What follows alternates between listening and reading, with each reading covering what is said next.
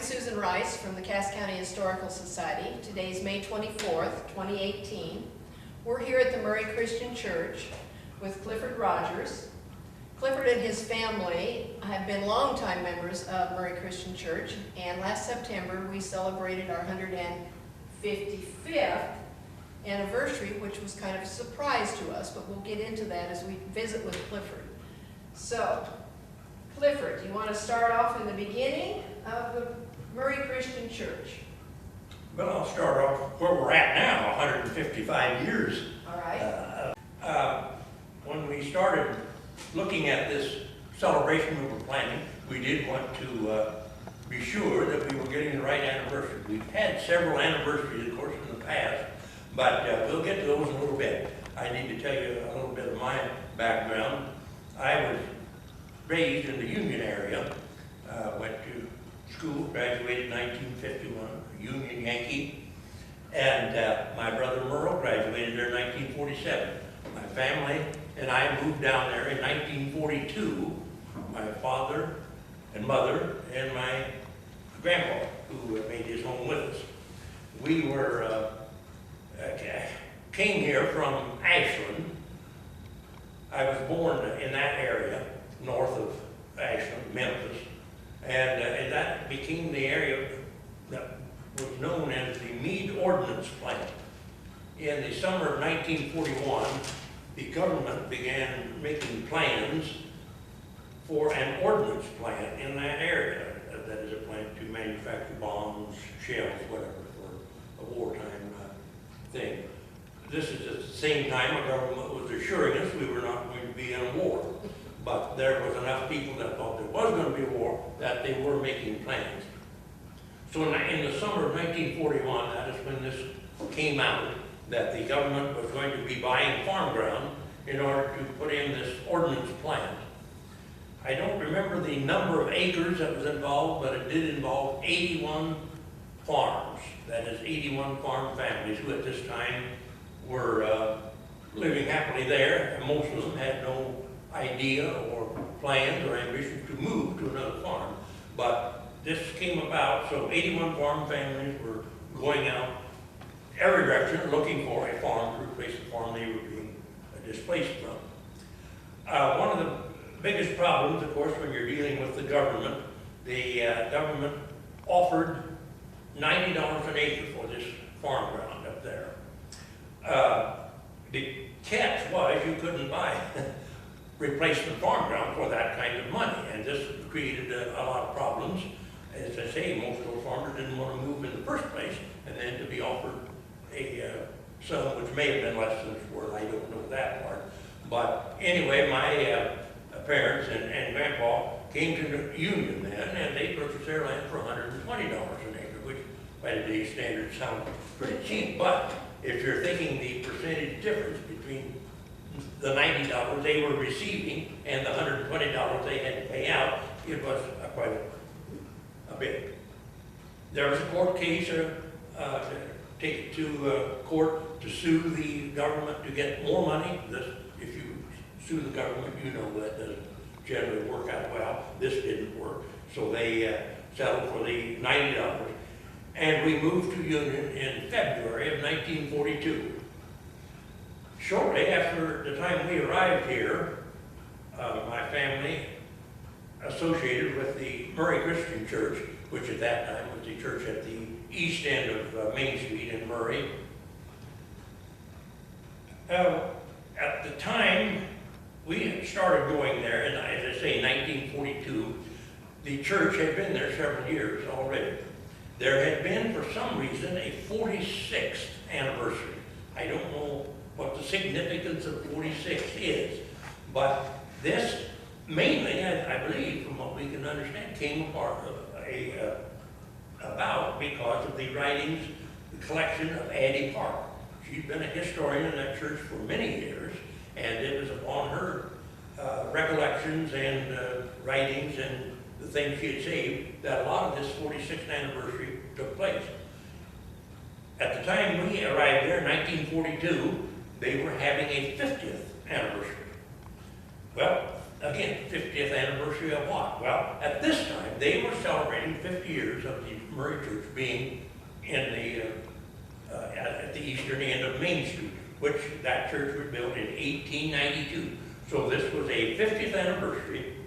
At that time, a Reverend Gardner and Mr. Charles Spohr, who was an elder in the church at that time, they planned that. And again, based a lot of it on the writings and recollections of Addie Park. Well, so we have a 50th anniversary in 1942. The next anniversary we had was in 1962, and it was 100 years. That was only 20 years later, but it was a 100-year anniversary. And this, of course, got us, we can't think, or I can't think in my head anymore. You get your calculator out.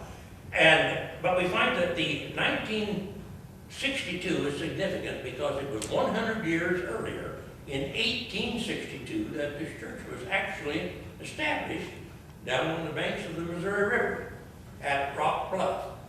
1862. Now this was, of course, before statehood. We were still a territory at that time. And this shows, and we'll go through this, that actually this same congregation has been in 4 different areas. It has been, excuse me.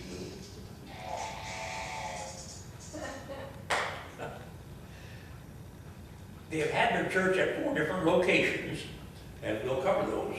But this 1962 celebration was pretty much set up with from Victor Schwartz, and I talked to him when we were working on this, and he still has copies of Addie, some of Addie Park's recollections. And that's the importance of that woman's recollection and the things that she saved that we have today. In 1992, well, it was time to celebrate another 100 years. This was in the new church then.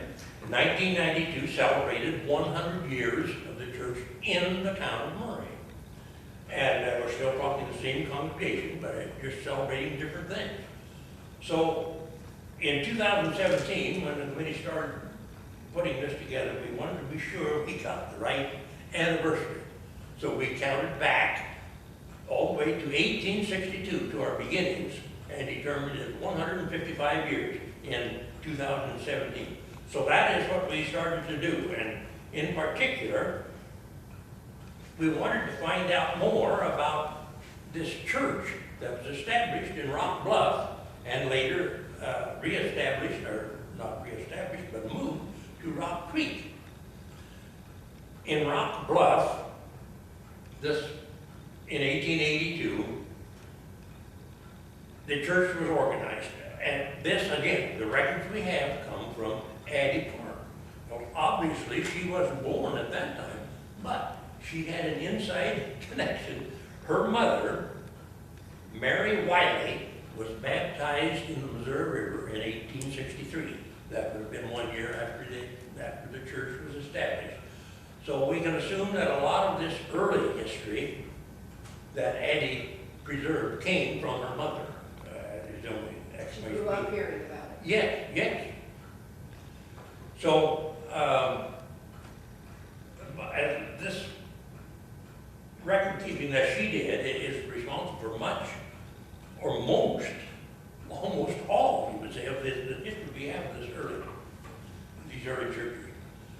The records show that this church that was established in 1862 met in the school at Rock Bluff. Now, when Addie's writing that down, I can imagine she thought, we don't need any more explanation than that. It was in the school. Everybody knows about the school. And she did then also, at that time, put in names of ministers. Many of them were traveling evangelists or whatever. In those days, not what we would call a full-time minister. But anyway, we can't find any evidence of where that school would have been. We know in later years, the Red School, or not little, but the Red School, Historic School, west of town, they moved into that in 1872. But in 1862, where were they having school? We don't know. We don't know what it would have been, if it would have been a cabin, a room in a cabin, or what. it would probably not a school like we anticipate or assume. The classic with the bell tower and a bell at the top and all of that, and swing sets and so on. It wasn't anything like that apparently, but we don't know what. I've talked to several of the old timers, even some new timers from Rock Bluff. Nobody knows anything about early school.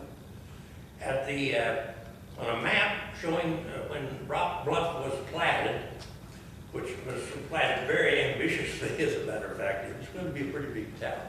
But at the very south end was a square plot of land, which was just labeled school land.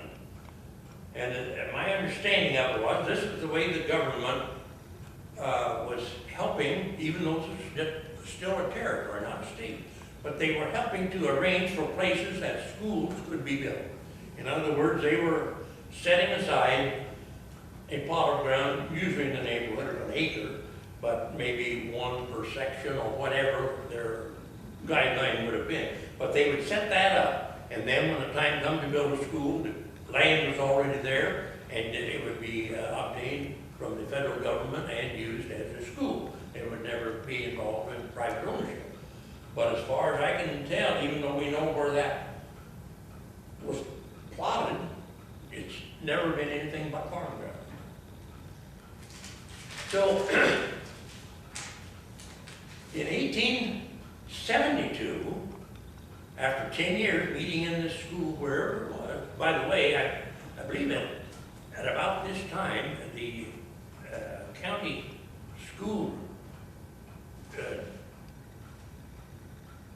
department suggested that there was at least one dugout school in the county. So it suggests that they weren't, as I say, they weren't edifices or anything like that. I mentioned that the records that Andy had provided showed a list of these evangelists and ministers. There was one interesting name that came up, a Cyrus Alton, who was the grandfather of Dr. Tyson, drove from Elmwood to preach at Rock Creek. Well, I think the distance from here to Elmwood about the same as it was then, about 20 miles, so that would be a good trip on a Sunday morning or a Saturday night or however they did that. Anyway, in 1872 then, the Rock Bluff School District moved the school to the red brick historic school that still stands and most of us are familiar with. For whatever the reason, that just happened maybe to be the same year that the church decided that they needed to move as well. Maybe something happened to that old school. Again, we don't know and we don't want to make a lot of conjecture. But anyway, at that time, the church moved from there to Rock Creek, about 3 miles to the west. Rock Creek wasn't a community, it was just an area. There was no town or anything there.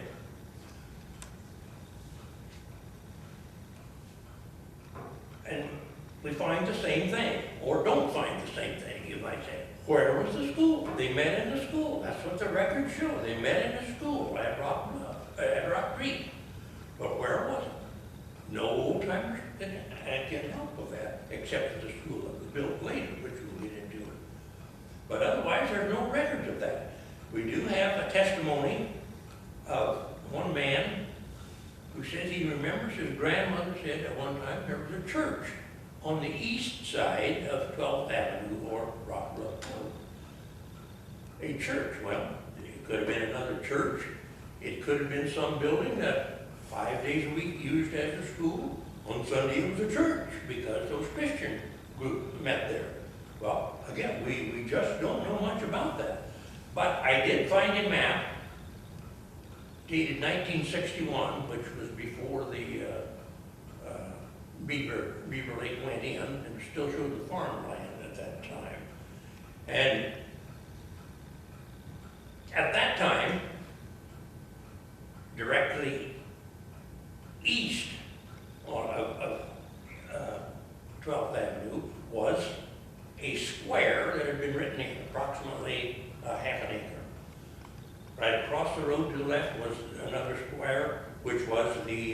Rock Creek School District, as we remember where the school stood. But I took that map to Dave Jordan, the Register of Deeds, who was very helpful on all of this, in providing deeds and helping these searches. And I took that to him and I said, what is this square that's been drawn over here? And he said, well, we'll find out. We went back into that room, got that book out. And he was quite surprised. He said, well, that was owned by School District 6. That was owned by Rock Creek School District. Well, then, the way our minds work nowadays, we say, well, sure, that's where the school was. Well, you would think that. However, there's another little incident that came up that you kind of wonder about. About a half a mile to the west of this area we're talking about is a small cemetery, the Clemens Cemetery. And we know that in 1855, there was a Clemens buried there. That was the first man buried there. And over the next 20 years, there were about 10 people buried there. Most of them, if not all, were Clemens.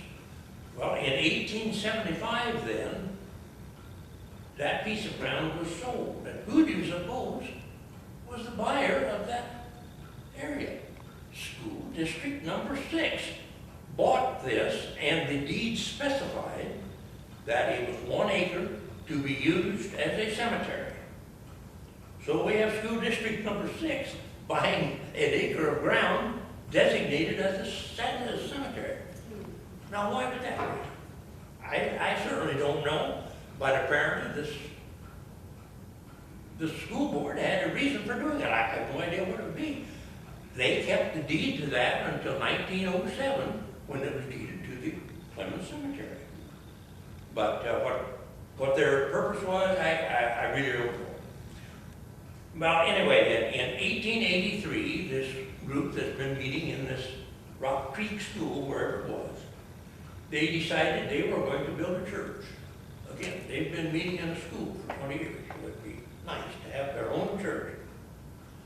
And they made their mind up what they were going to do, and the money raising was not a real successful thing. It drug out quite a while, but they eventually raised $800 and built this church.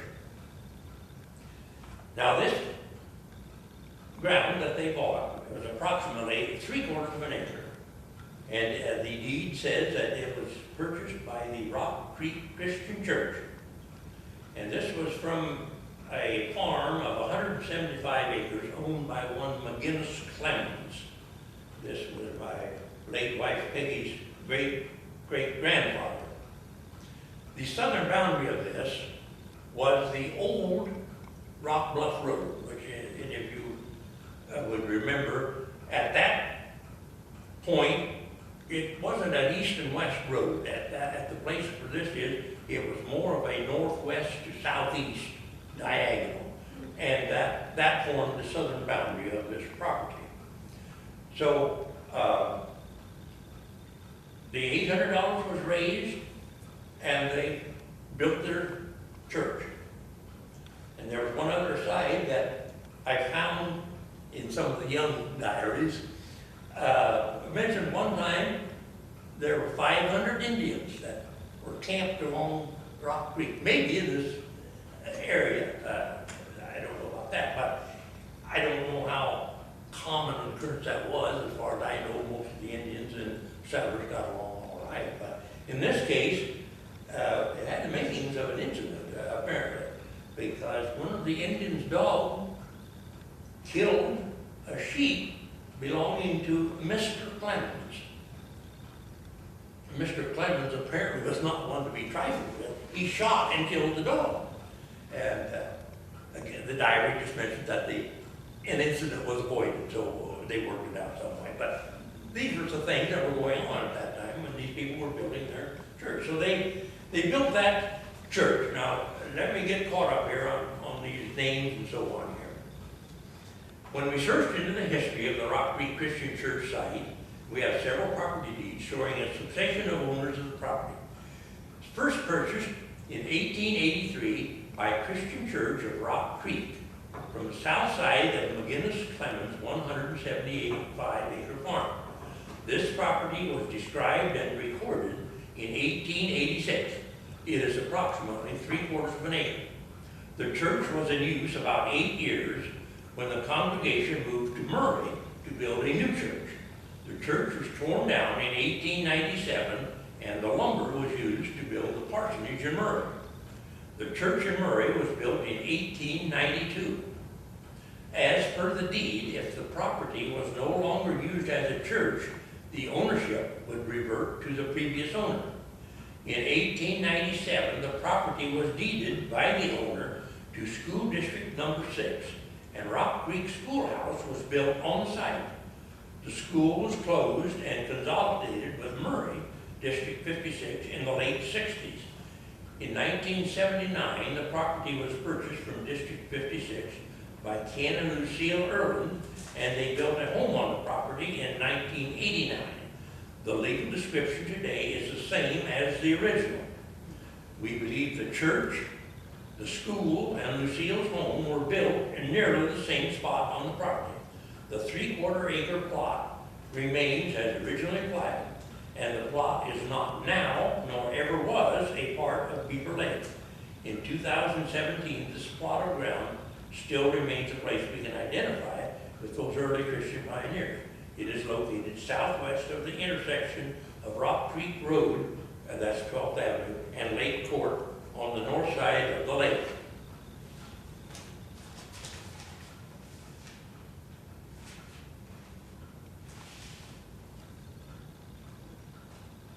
I tried to talk to some of the ex-students, kids who had gone to school there, and I did talk to a few. I did find Walt Williams, who had a good mind apparently, but he remembers in the early 40s when he and the kids were out playing or whatever kids do at recess time or whatever, they found a rock partially covered up out there, and they uncovered it, and what do you suppose it said? It's a Christian church. Well, that just got us all agog. If we could just find that rock out there, and as he remembered it, it was southwest of the where the old Rock Creek School stood, southwest from. So one summer morning last summer, 3 elderly people out there, Walt Williams, Lucille Erland, and myself, each of us with cane, poking around, hoping to find that rock, not having any really hopes that we would ever, and we didn't, of course, because we're talking something that had been, at the time we were looking, it was 130 years after the church had been torn down. At the time Walt was looking at it, it had only been torn down for 50 years.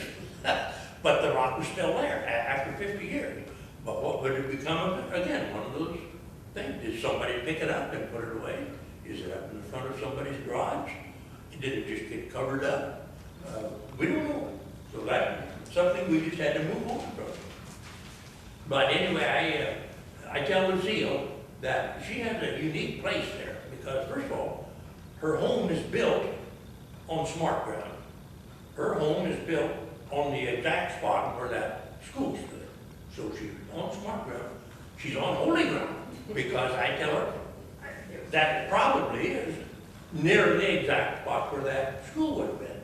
And of course it's historical ground just because of all the history that's been going on around that. Is this drawing out here of the church, that building? Yes, yeah, and we'll get to that in a little bit. Well, as I mentioned this, in 1842, that new church was built here in town, and the old church at Rock Creek torn down, the lumber hall to Murray, and used to build a partridge a couple blocks north of Main Street.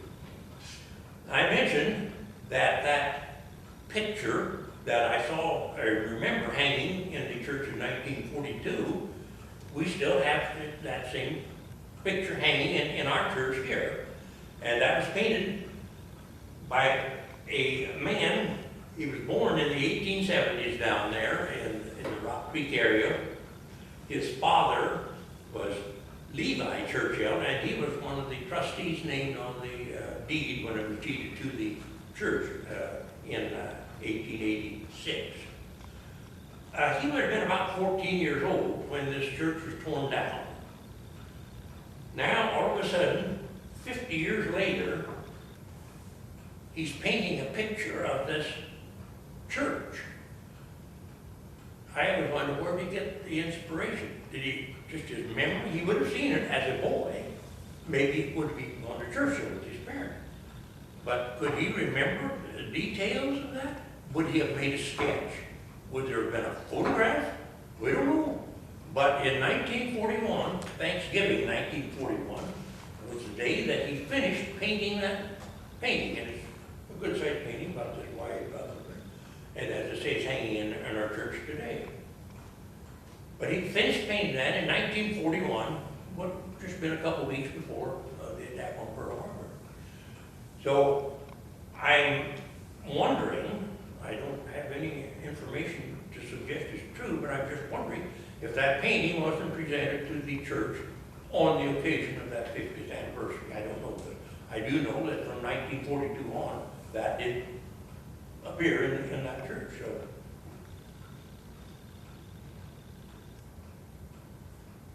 the only thing then we have left of these old churches, we have out in the front at our bell tower a rock stone, a cornerstone, which is labeled as coming from the Rock Creek Church. And that is the only thing we have to show from these two congregations that they were meeting, but we do have that from that church. Well, I guess in the synopsis, as we were looking here, we did come up with some solid facts, mostly due to Addie Park. I remember Addie. She was, I believe she died in 1971 at the age of 93. And she was an active lady up to the end. She was very active on that, on the record keeping and history. But anyway, we did use some of these facts that we could come up with and try not to make a lot of conjecture or guesswork, but there obviously are some blanks that we just can't fill in. We'd like to, but we just can't do that now. But anyway, it's thanks to Addie Park and people like her that kept those records for so many years. Helen Reed for many years did that, Florence Knoll, Ruby Lancaster, many sayers. And I can't name all the others. I'm omitting some, I'm sure, and I apologize for that. But it just points out the necessity of keeping these records. Someone to write these things down, clip these things out of the newspapers, and whatever. And there are many people who are doing it. But in the case of something like this, it's really the only thing we've got to try to find out what was happening in those days. And so when did the church on Main Street close before we moved to this building? Is that the next story? That would be part two. I've got that 1974. Does that sound right? That's when the church was closed down there and it was torn down and the congregation moved here. And again, that was 4 moves, that congregation moved, but it was the same people. It wasn't a matter of one church breaking up and starting a new one. It was all the same congregation, so therefore that's where we come up with the 155 years. Okay. Do you have any questions, Sandy? No, it's very, very interesting. And lots of information. Yes, lots of information. Well, and most of it comes from Addie Park. From Addie Park. She's Yeah. just unbelievable as we look back, the record that she kept. And, I don't think I remember her, and I should. I remember Mrs. Geringer yeah, as a little old lady, but Yeah. I don't think I remember Addie. yeah. She doesn't stick here. Well, she, in later years, of course, she was in poor health, but she was 93 when she died. And she's buried in the Young Cemetery. And what was the last name? Parks. P-A-R-K-S? Yes, Is buried at Young? yes. Okay, I don't remember And that. her mother's name was Miley, Okay. I know I have Wiley's there. or Wiley, yes. Wiley's. Yeah. Mhm. You mentioned several times Rock Creek School. Mhm. My great aunt taught there And while she was a teacher there, her little brother, Rex Young, the auctioneer, was one of her students. Yeah. And I have a picture of that with them out in front of the school. Is that right? I'm wondering if the owner of that home might not be interested in a copy of She that. has lovely photos in the basement. Yeah, she's very interested in that. What year about was that? Well, I think in this photograph, Rex is probably 12 or 13, and he was born in 1882. So this would be early 1900s. Yeah, okay. Yeah. Well, I believe it must have been built around 1897 because that's the time the district bought the ground for it. 1897, okay. Well, it must have been a pretty new building then when this picture was Well, taken. probably so, yeah. Well, Walt also told us that he remembers going and they rode their horses and they had a 3-sided shack that they put their ponies in. Well, He some of them certainly did. knows. He showed me a tree Okay. where he used to tie his horse, but the tree was gone, the stump's there. That's the tree I used to hang my, Yeah. I used to tie my horse. Okay, you're cut and split this? No, Well, were you Paul wanting wants me to be sure and ask about the Stormont business. That is a piece of history that probably no one's talked about, that, you know, you and Merle were pretty innovative to come up with starting a business. He said that's when farmers were going from ear corn over to shelled corn because of the new combines. Yeah, And between you two and then Glenn Hickey, yeah, that was a new yeah. enterprise. It was a Now, new why did you concept need- because, like you say, shifting from ear corn to shell corn. About what time frame here? Oh, it would have been the early 60s. I was gonna say probably. 60s. Yeah, but, But you and Merle sat down at the kitchen table and thought this might be a good idea. well, it probably wasn't that formal, but there was an obvious need because everybody had to have grain bins to put this shell corn in, where they've been storing it in the year, and they had to find a new way to do it. Well, then the second thing we found out, it had to be dried. Mhm. If you were going to store corn, it had to be dried, so then that brought in the business of drying Dryers. and bin dryers and batch dryers and several other ways of doing that. But, yeah, and it was a growing thing because you could set someone up one year with what looked like it was going to work.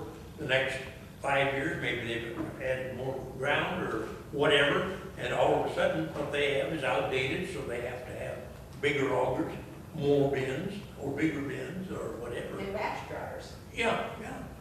So, yeah, it was an evolution, and everybody's kind of learning it all the same, at the same time. But you consciously had the decision like, this looks like something we can do to augment our farming income. I That suppose we usually did. comes into You're it. making it sound awfully cut and dry, isn't it? It might have just been something you Maybe you stumbled put your own into. up and then you went from there. And you mentioned Glenn Hickey, of course, he was the serviceman and all that stuff. Somebody had a dryer fan and it wouldn't go. The problem was these fans set all summer. Fall come, bins full of corn, wet corn, you start the fan, nothing happens. Well, he had to go out and get them going. That was just a part of it. Yours were Stormont. Mm-hmm. What other brands were available at that time? Bins. Mm-hmm. Old Butler was building bins then, and old Balin. There were several of them around, and then of course all of the overhead augers and all of that sort of thing came in. And what was the average size bushel bin at that time? 21 foot was the normal bin that we would For height? 21 foot high and probably 20 foot high, and then they started going to bigger bins, 24 foot, 36, and then when you solve one problem, it leads to another. When people started bin drying, when corn is wet and dries, it tends to shrink. And when it shrinks in those bins, sometimes the walls of the bins came right down with it, and they would buckle. So they had to have stiffeners built in, and that was something that we spent quite a bit of time updating bins to accommodate the drying systems. But those were just kind of learn as you go things. Is this about the time that Harvest Store came in? Those big, tall Yeah, silos? they were probably in earlier than that. Okay. They were around in the 50s, I Yeah, I think. remember everybody had one of those Yeah, for a yeah. while. If you fed cattle, you Yeah. used a harvest store to put wet grain in. They were kind of a prestige item as well. Yeah, they were. Yeah. Painted blue. Yeah, yeah, they were, yeah. Some of the old farms have the glazed brick. Yes, kind of There. similar to the background here. There's a farm out west on Highway 92 that the barn, the corn crib, and a granary were all in that big glazed brown. Kind of rust-colored. Just, just looks Yeah. really nice. Yeah, yeah. And some of those have a tree growing out of the top Yes. now. Yeah, Down on the yeah. interstate, you see that. Yeah. Down at Rockport. That's right. Okay, well, Paul wanted me to be sure and ask you about that, because he thought that was Yeah. Well, pretty. Of course, he was shelling corn, that was one of his first Sure, jobs. sure. He bought a corn sheller and was shelling corn, and then, of course, we go to the next size. Yeah. Corn shellers, Yeah. obsolete. Yeah, yeah. Well, then, along about that same time, a little earlier, I guess, the concrete silos were around.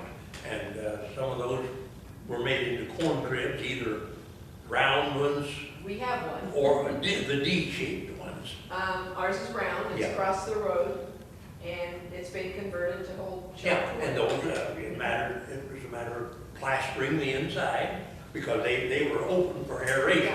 Yeah, yeah. And then generally they were wrapped in steel. In fact, Paul just tore down a wire one that they put tin in, Oh, yeah, yeah. and then two little ones, little tiny ones, Yeah, maybe is that 10, right? 12 foot tall, Yeah, and they just knocked those down and yeah. crushed them this winter. Well, I have one of those concrete ones, which was erected as a grain bin, not as a corn crib. But it was plastered on the inside, and then rods wrapped around the outside with steel, just like a grain bin. Yeah. And a turnbuckle, yeah, Yep. yeah. I didn't know the And term. that had been standing unused for several years, but that, at that time, Yeah. was the way to do it. Well, thank you, Cliff. This has been very interesting. We will, I'm going to drop some pictures into this, and we'll give you a copy of the CD that we made. Okay, all right, I appreciate that. Your Yeah, no, girls I- will look at it. Thank you. Did that get, there was conversation.